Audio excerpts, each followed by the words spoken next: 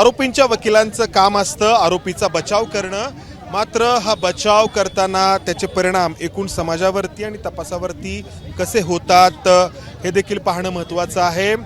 स्वारगेट बलात्कार प्रकरणातील आरोपी असलेल्या दत्तात्रय गाडेला न्यायालयामध्ये हजर करण्यात आलं। त्याला 12 मार्चपर्यंत पोलीस कोठडी सुनावण्यात आली आणि त्यांनी केलेला गुन्हा किती गंभीर आहे हे सांगण्याचा प्रयत्न सरकारी वकिलांनी केला। तर दुसऱ्या बाजूला या दत्तात्रय गाडेचे वकील त्याचा बचाव करत होते।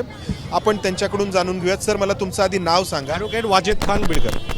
तुम्ही कोणत्या मुद्द्यावरती हा बचाव केलेला? घटनेचा वेळ सकाळी 5:45 आहे। रहदारीमध्ये घटना आहे, कुठेही आरडाओरडा नाही आहे, कुठेही फोर्सफुली हे नाही आहे आणि मग ती ओरडली का नाही असा आमचा डिफेन्स होता त्यामध्ये।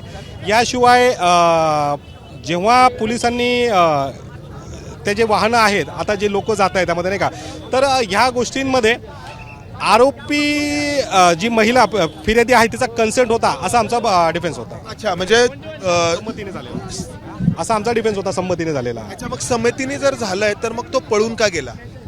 साहजिक आहे, आज मीडियामध्ये त्याचा फोटो व्हायरल झाला आहे। तो व्हायरल झालेला असल्यामुळे त्याच्या कुटुंबाच्या जीविताचा धोका निर्माण झालेला आहे आणि कुठेही एक सामान्य माणूस जेव्हा हे बातम्या टीव्हीला वगैरे येतात तेव्हा सर, माध्यमांमध्ये बातमी आली बुधवारी दुपारी, पण तो त्याच्या आधीच गायब झालेला आहे। मंगळवारी पहाटे ही घटना घडली। कुठेही गायब झालेला नव्हता, परंतु जेव्हा टीव्हीला बातम्या आल्यानंतर मग तो मोठ्या प्रमाणात पोलिसांकडून त्याचा शोध सुरू होता। त्या मंगळवारी देखील पोलिसांचं पथक, तो एक सामान्य व्यक्ती आहे, त्याला जे सुचलं त्याने ते केलं।